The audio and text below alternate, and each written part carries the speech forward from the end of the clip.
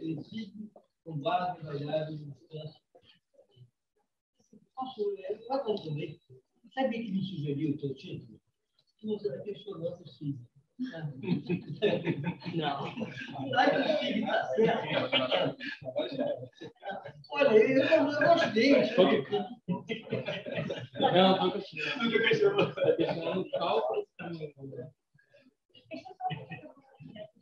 Ah, tá.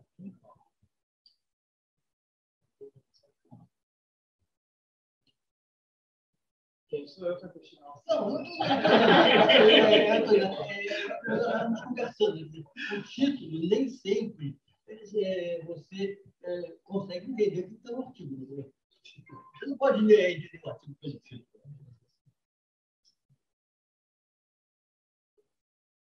Boa tarde, eu sou o Fernando Pitcher e junto com meu colega Lucas Queiroz, a gente desenvolveu esse artigo de título Diferenças no cálculo de caminhos mínimos em sistemas de informação geográfica, ou SIG, com base nas variáveis de distância e tempo.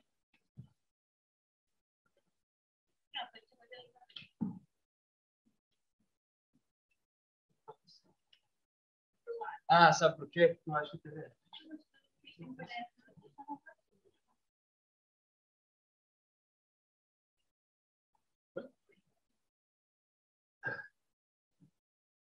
Então, tanto essa apresentação quanto o artigo foram divididos nessas 6 sessões, né? Começando pela introdução, uma revisão bibliográfica, metodologia do nosso artigo, o estudo de casos, resultados e considerações finais. Sobre a introdução. A simulação para o planejamento de transportes, o planejamento de transportes, ele tradicionalmente tem utilizado um modelo de 4 etapas, só que esse modelo ele vem se modernizando nos últimos anos, com os grandes bancos de dados que a gente tem, né, o Big Data, principalmente advindo de tecnologias de GPS, que elas estão embarcadas praticamente todo o aplicativo de navegação, como o Google Maps, o Waze, muitos motoristas utilizam todos os dias. Né? Antigamente a gente usava os mapas e hoje nós somos totalmente dependentes desses aplicativos de navegação. E esses aplicativos eles atualizam os dados em tempo real para se recomendar rotas e atualizar as rotas, né, menos congestionadas e oferecer melhores soluções para os motoristas. Então, entender o comportamento humano na escolha da rota também é um desafio, muito por conta dessa atualização em tempo real. E ele é um desafio no software de simulação, porque os softwares de simulação eles não acompanham esse avanço dos aplicativos de navegação. Então, o objetivo desse nosso trabalho é avaliar possíveis diferenças nos resultados quando se calcula um caminho mínimo para origem e destino, utilizando custos, né, como a distância percorrida ou o tempo de viagem. Um pouco da revisão bibliográfica. O cálculo do caminho mínimo, né, distância versus tempo. O objetivo de calcular um caminho mínimo é minimizar o somatório dos pesos que são atribuídos entre cada arco, por exemplo, uma rodovia, como no nosso caso, entre a origem até um destino. Então, para realizar esse artigo, a gente teve como motivação modelos para localização de facilidades de fiscalização em rodovias, onde nos quais os autores desses artigos que nós lemos, eles, para calcular os caminhos mínimos para os modelos deles, eles utilizaram a menor distância. Então, nos acendeu um alerta, que nem sempre a menor distância vai corresponder ao menor tempo numa rodovia, ou principalmente também no contexto urbano, mas nesse caso das rodovias. Então, os trabalhos que nós lemos, eles acabaram demonstrando que o principal objetivo dos motoristas é sim minimizar o tempo de viagem na distância percorrida, principalmente utilizando vias de maior velocidade, como vias expressas. Então, antigamente, os navegadores de GPS eles não funcionavam online, como hoje em dia. Então, eles já haviam predispostos uma rota com base, geralmente, no menor caminho, e eles não colocavam esses dados de trânsito em tempo real. Os autores que nós lemos, eles acabam alertando que, com essa atualização quase que instantânea, as velocidades operacionais das vias elas vão variar ao longo das horas. Então, nem sempre uma via onde agora é o menor tempo de viagem, daqui a 2 horas também vai ser o menor tempo de viagem.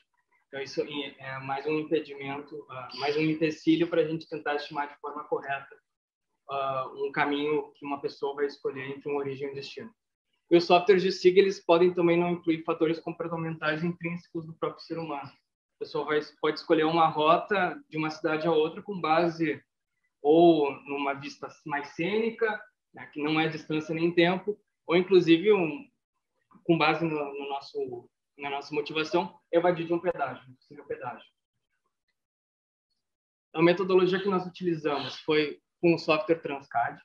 Ele tem embarcado duas ferramentas, que é o cálculo de caminho mínimo, shortest path, e K-caminhos mínimos.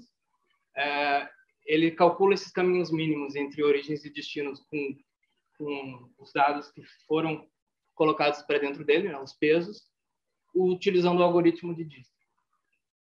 Só que a gente encontrou uma dificuldade em gerar K-caminhos mínimos para um número grande de pares de origem e destino. É um trabalho muito manual. Então, o que nós fizemos? Nós exportamos os dados do Transcad para utilizar um algoritmo do IEM por fora dele, para gerar uma sequência de nós entre todas as origens e os destinos de estudo. Daí, com essa sequência de nós fizemos um pequeno programa em Python para transformar desde nós percorridos, arcos percorridos, e com esses arcos percorridos, além de calcular a distância, pegar as velocidades regulamentadas de cada trecho e calcular qual seria o tempo estimado de viagem de fluxo livre. E assim fazer a comparação entre a distância e o tempo estimado. Esses dados eles foram exportados para Excel para melhor visualização e realização das nossas análises.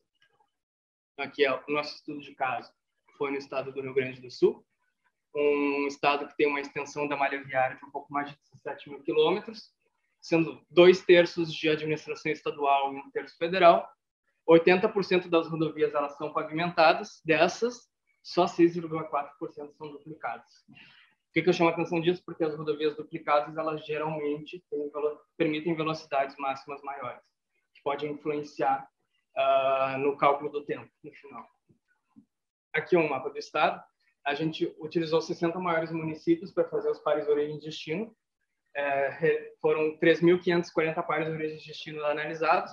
Nós calculamos os 3 caminhos de menor distância, e a partir desses 3 caminhos de menor distância, né, foram 10.620 caminhos analisados, nós calculamos o tempo estimado de viagem em cada um desses caminhos.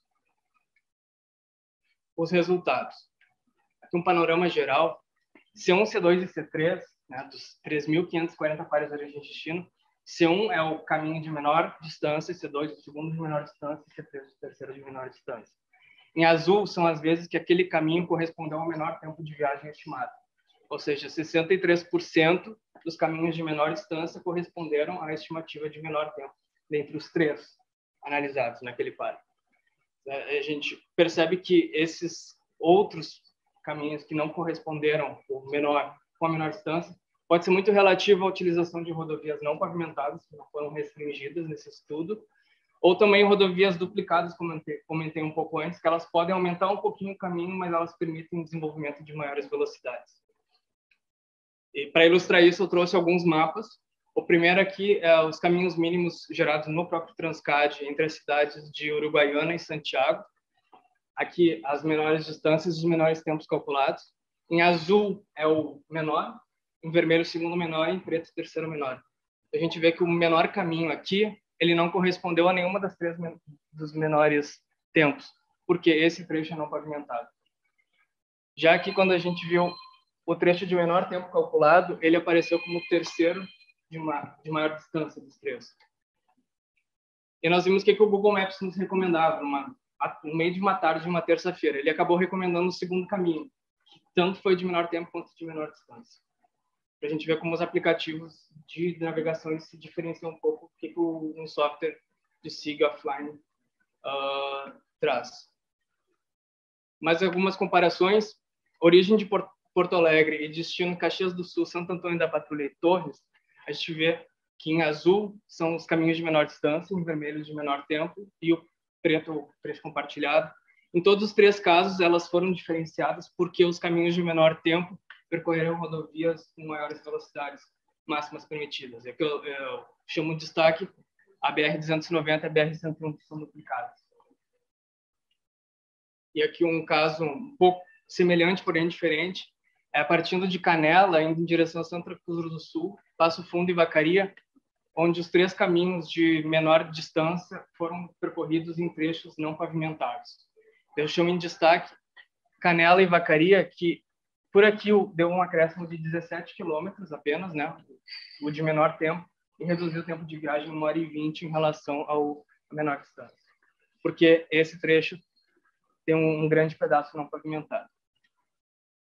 Então, das considerações finais depois desse estudo, a gente chegou que apenas 63% dos caminhos mais curtos calculados, eles corresponderam realmente aos menores tempos de viagem estimados. Isso muito por causa das rodovias não pavimentadas, que não foram restringidas nesse estudo, e, como eu comentei também, as rodovias de pista simples, que é a grande maioria no estado, que elas não te permitem desenvolver velocidades tão altas quanto rodovias duplicadas. E também a gente chegou à conclusão que, sim, os aplicativos de navegação eles influenciam na escolha da rota mais rápida, que ela é atualizada sempre em tempo real. E para recomendações de trabalhos futuros, a gente recomenda, então, que sejam restringidas as rodovias apenas para aquelas pavimentadas, para se calcular caminhos mínimos, que sejam testados calcular tempos de viagem conforme o nível de serviço da rodovia, para assim se ter uma velocidade operacional. Nós tentamos isso sem sucesso, talvez com um trabalho futuro nosso. E, claro, a gente recomenda que sempre seja utilizado o tempo de viagem como fator de impedância, ao invés da distância percorrida, para se estimar resultados mais próximos dos reais que um motorista escolheria na hora de ir até o seu destino. Essas foram as referências bibliográficas que nós utilizamos e eu agradeço a atenção de vocês.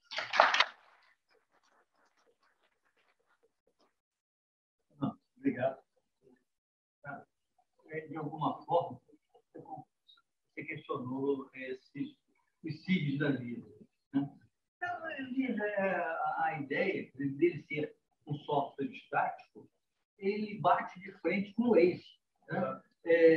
Em que tem uma alocação dinâmica, ele tem influência. Esses softwares, certamente, poderiam ter alguma coisa a mais que obtivesse dados reais de tráfego, de desejo dos motoristas, o quantos motoristas usam isso. É uma vantagem de tráfego. Então, tá bom o trabalho, é isso mesmo.